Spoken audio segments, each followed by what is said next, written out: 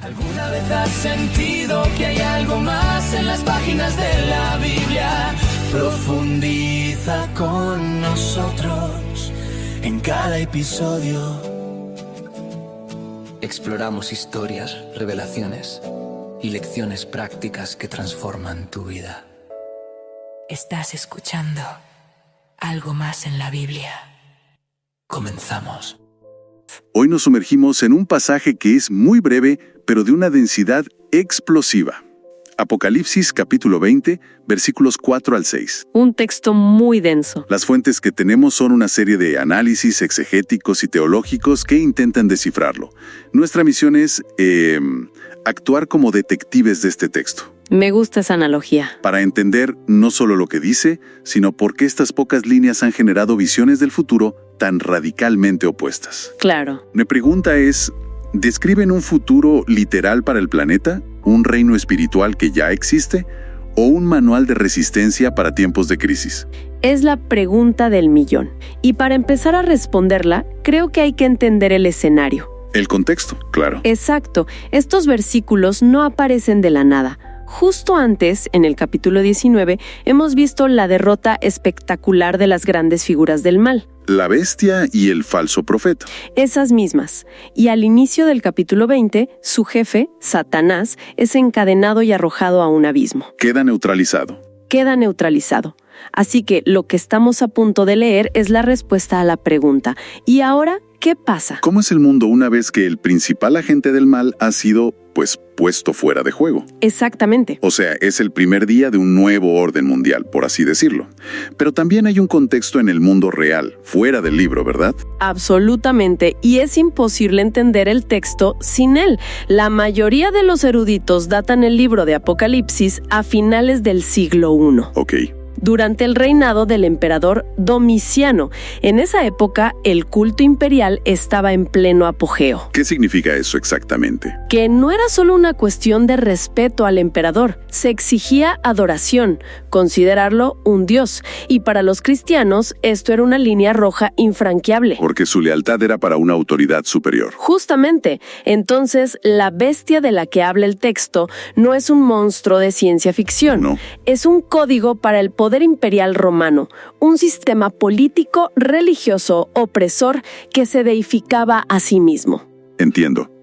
¿Y la marca? Y la famosa marca que se menciona no era necesariamente un tatuaje literal, sino el símbolo de la participación y la lealtad a ese sistema. Aceptar la marca significaba poder comprar, vender, participar en la vida cívica. ¿Y rechazarla? Rechazarla significaba la exclusión social, la pobreza y a menudo la muerte. Es una carta de ánimo y resistencia para gente que se enfrentaba a una persecución muy real. De acuerdo, eso lo cambia todo. No es una fantasía abstracta. Para nada. Es una respuesta a una crisis existencial. Con ese telón de fondo, vamos a la visión. El versículo 4 arranca con una imagen de poder, sobrecogedora. Sí. Dice: vi tronos, y los que estaban sentados en ellos habían recibido autoridad para juzgar. ¿Quiénes son ellos y qué tipo de juicio es este? ¿Es una imagen de una inversión de poder radical? Inversión. Sí. Los que se sientan en los tronos son, implícitamente, los que antes no tenían poder alguno. Ah, claro. El juicio aquí no parece ser el juicio final de condenación, que se describe más tarde como el gran trono blanco. Ok. No es un juicio de castigo. No, más bien se interpreta como un ejercicio de gobierno, de reinado, de administración de justicia. Piensa en el término juez en el Antiguo Testamento. No eran solo personas que dictaban sentencias, eran líderes gobernantes. Entendido. La idea es que aquellos que sufrieron la máxima injusticia en el mundo ahora son los encargados de administrar la justicia divina. Y entonces el texto se enfoca en un grupo muy específico, con un detalle gráfico y brutal. Sí. Las almas de los decapitados por causa del testimonio de Jesús y por la palabra de Dios. ¿Por qué la decapitación? ¿Y por qué vemos sus almas? La decapitación era un método de ejecución romano a menudo considerado más honorable y reservado para ciudadanos. Ah. Al mencionarlo, el autor Juan está anclando la visión en la realidad sangrienta de sus lectores. No es un sufrimiento genérico. Es el precio específico que algunos pagaron. Exacto. Y el hecho de que vea almas, en griego psikas, es crucial y se convertirá en el centro de un debate enorme. ¿Por qué? Por un lado, conecta con una visión anterior en el capítulo 6, donde las almas de los mártires claman bajo el altar celestial. Pero por otro, plantea una pregunta. Si ve a almas, ¿están en el cielo o en la tierra? Claro, es una visión de un estado intermedio o de un evento futuro en la tierra. Esa es la pregunta. Entiendo. El detalle de las almas ya siembra la semilla de la ambigüedad. Y luego el texto define este grupo no solo por lo que hicieron, sino por lo que no hicieron. Dice que no adoraron a la bestia ni a su imagen y no recibieron la marca en la frente ni en la mano. Esa negativa es la clave de su identidad. Es una resistencia total. Total. Sí, los análisis sugieren que la marca en la frente representa la adhesión ideológica, el pensamiento, la cosmovisión del sistema imperial. La lealtad mental. Exacto. Y la marca en la mano simboliza la participación activa, el trabajo, las acciones que sostienen a ese sistema. O sea, el compromiso práctico. Justo. Rechazar a más significaba una integridad absoluta. Era decir no con la mente y con las obras, a pesar de la presión abrumadora para conformarse. Me hace pensar, ¿era esto algo que la gente temió literalmente como un sello físico? ¿O es Juan usando una metáfora increíblemente poderosa? Es una pregunta excelente, y probablemente la respuesta es ambas cosas. ¿Ah, sí? Pudo haber certificados literales o gestos de lealtad que funcionaban como una marca social. Pero el poder del símbolo trasciende eso. Habla de cómo los sistemas de poder exigen que no solo actúes para ellos, sino que pienses como ellos. Exacto. La resistencia total que describe Juan es negarse a que el imperio te colonice la conciencia. Y justo después de describir a estos resistentes, el texto da el giro que lo cambia todo. Volvieron a la vida y reinaron con Cristo durante 1000 años. Ahí está. Aquí es donde entramos en el epicentro del terremoto teológico. Precisamente.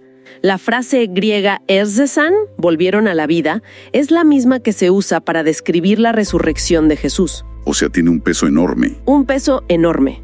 No es un simple revivir, es la victoria sobre la muerte. El texto lo llama explícitamente la primera resurrección y establece un contraste muy claro. Sí, dice, el resto de los muertos no volvieron a la vida hasta que se cumplieron los 1000 años. Y esa distinción, esa separación entre dos resurrecciones por un periodo de 1000 años es la base de todo el debate. Ok, la idea de una primera resurrección y un reino de 1000 años es el verdadero meollo del asunto. Suena tan específico que es casi imposible no intentar dibujarlo en una línea de tiempo. Y se ha intentado, vaya que sí. ¿Cuáles son las grandes interpretaciones? Hay 3 grandes mapas del futuro que surgen de aquí, y sus diferencias son abismales. La primera y quizás la más popular en ciertos círculos es el premilenialismo. Premilenialismo porque Cristo vuelve antes del milenio. Exacto. Esta visión lee el texto de forma bastante cronológica y literal. ¿Cómo sería? Sostiene que Cristo regresará a la tierra y después de su regreso ocurrirá esta primera resurrección que es una resurrección física y corporal de los creyentes. Cuerpos físicos. Cuerpos físicos. Ellos, junto con los que aún vivan, reinarán con Cristo en un reino literal, tangible, aquí en la tierra, que durará 1000 años. Una edad de oro con Satanás atado y el mal contenido. Justamente. Entiendo. Esta visión es muy cinematográfica, casi apocalíptica en el sentido moderno de la palabra. ¿Qué implicaciones tiene para un creyente hoy? ¿Significa que se espera que el mundo empeore hasta esa intervención? A menudo sí. Ciertas variantes del premilenialismo sostienen una visión más bien pesimista de la historia. ¿En qué sentido? Ven el progreso humano como algo fútil o incluso contrario al plan divino, ya que todo se dirige hacia una crisis que solo la intervención de Cristo puede resolver. El enfoque está en la espera. Todo el enfoque está en la espera de ese evento futuro. Bien, esa es una visión. ¿Cuál es la principal alternativa? La alternativa histórica más influyente es el amilenialismo. Amilenialismo, con A. Sí, el prefijo a significa no, así que es la visión de no milenio, o más bien, no un milenio literal. ¿Cómo funciona eso? ¿Qué hacen con los 1000 años? Los amilenialistas interpretan los 1000 años como un número simbólico. En la Biblia, 10 es totalidad, perfección, y 1000 es 10 al cubo. Un periodo completo y perfecto de tiempo. Exacto. Para ellos, ese periodo es la era actual de la Iglesia, desde la primera venida de Cristo hasta su segunda venida. El reinado no es un futuro reino terrenal, está ocurriendo ahora. Un momento. Si el reinado es simbólico y está ocurriendo ahora, ¿dónde está? ¿Y qué pasa con la primera resurrección? Aquí está la clave. Y volvemos a las almas que Juan vio. Ah, claro. El amilenialismo argumenta que la primera resurrección no es física, sino espiritual. Espiritual. Para algunos es el nuevo nacimiento del creyente. Para otros es el momento en que el alma de un creyente muere y va a la presencia de Cristo. El reinado, por tanto, es el de las almas de los santos que ya han muerto. Y que están reinando con Cristo en el cielo. Exactamente. Y Satanás está atado, en el sentido de que su poder para impedir la expansión del evangelio ha sido restringido. Pero eso plantea una objeción obvia. Si el reinado victorioso está ocurriendo ahora en el cielo, ¿qué le diría una milenialista a alguien que ve el mundo y no percibe esa victoria en ninguna parte? Esa es la tensión central del amilenialismo. ¿Y la respuesta? La respuesta es que la victoria ya está asegurada en el plano espiritual, pero sus efectos no se manifestarán plenamente en el plano físico hasta la segunda venida de Cristo. Es una teología del ya, pero todavía no. Justo así se le llama. El reino ya ha sido inaugurado, pero todavía no ha sido consumado. De acuerdo. Tenemos la visión literal futurista, el premilenialismo. Y la simbólica presente, el amilenialismo. Me falta una. La tercera es el postmilenialismo. Post significa después. En esta visión, Cristo regresa después del milenio. Ok, ¿y cómo es ese milenio? Sostiene que el milenio no es un reino traído por la presencia física de Cristo, sino una edad de oro de paz y justicia que la Iglesia, a través del poder del Evangelio, establecerá gradualmente en la tierra. Es una visión muy optimista de la historia. Muy optimista. Esta visión suena a la antítesis del pesimismo premilenialista. Parece sugerir que la humanidad, o al menos la Iglesia, puede mejorar el mundo. Hasta crear casi una utopía, sí. Tuvo su auge en épocas de gran progreso, como la Ilustración o la era victoriana. Precisamente. El postmilenialismo fue muy popular en los siglos XVIII y XIX. Una época de gran optimismo sobre el progreso humano, la ciencia, la expansión misionera. Creían que estaban construyendo el reino de Dios activamente. Exacto. Sin embargo, las dos guerras mundiales y los horrores del siglo XX le asestaron un golpe casi mortal a esa visión. Fascinante. Entonces lo que realmente está en juego aquí no es solo una línea de tiempo. No, para nada. Son tres visiones radicalmente distintas del rol de la fe en el mundo. Una espera, otra ve un reino espiritual presente, y la última ve la fe como un motor de cambio social aquí en la Tierra. Exacto. La elección de una de estas interpretaciones colorea toda la forma en que una persona ve la historia, la política, la cultura y su propio propósito. Más allá del cronograma, el pasaje termina con una promesa. En el versículo 6, se describe como una bienaventuranza. Sí, una declaración de bendición. Es la quinta de las 7 bienaventuranzas del Apocalipsis. ¿Y qué se les promete a los que participan en esta primera resurrección? Promete 3 cosas extraordinarias. Primero, la segunda muerte no tiene poder sobre ellos. La segunda muerte. El texto la define un poco más adelante como el lago de fuego, una imagen de separación final y absoluta de Dios. Entonces es una promesa de seguridad eterna. Total. Quien ha pasado por la primera resurrección ya no tiene nada que temer. Segundo, dice que serán sacerdotes de Dios y de Cristo. Esto suena a un rol religioso, pero ¿qué significa aquí? Es una promesa de intimidad y acceso. En el Antiguo Testamento, solo unos pocos sacerdotes podían acercarse a la presencia de Dios. Y bajo condiciones muy estrictas. Muy estrictas. Ser llamados sacerdotes de Dios implica un acceso directo, sin velos ni intermediarios, a la presencia divina. Una intimidad total. Exacto, y una función de representar la santidad de Dios en ese nuevo orden. Y tercero, la culminación de todo. No solo son súbditos, sino que reinarán con él los 1000 años. Y este es el cierre de la gran inversión. La promesa que resuena en toda la Biblia de que los humildes, los mansos, los que sufren, finalmente heredarán y gobernarán. Justo. No es un reinado pasivo, es una participación activa en la autoridad y el gobierno de Cristo. Los mismos que fueron aplastados por el poder terrenal, ahora ejercen el poder celestial. Entonces, si intentamos unir todas las piezas, ¿cuál es el mensaje central que atraviesa todas las interpretaciones, más allá de sus diferencias? Lo fascinante es que, a pesar de las enormes diferencias sobre el cuándo y el cómo, el qué es bastante consistente. ¿Y cuál es ese qué? El pasaje es un grito de esperanza para los oprimidos de cualquier época. Afirma de manera categórica que la muerte por fidelidad no es una derrota, sino la puerta de entrada a algo más grande. A una posición de autoridad y gloria inmensamente mayor.